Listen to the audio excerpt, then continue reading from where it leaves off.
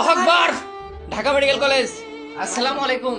আমি ঢাকা মেডিকেল কলেজে চান্স পেয়েছি, আমার জন্য দোয়া করবেন। যদি আমার স্বাস্থ্যগত দুর্বলতা অনেক পড়াশোনার কারণে, আমার জন্য দোয়া করবেন সবাই। আমি ঢাকা মেডিকেল কলেজ চান্স পেয়েছি আপনাদের চুপড়িগ্রাম থেকে। ঢাকা মেডিকেল কলেজ চান্স পেয়েছি আমি 94 তো মনে হয়।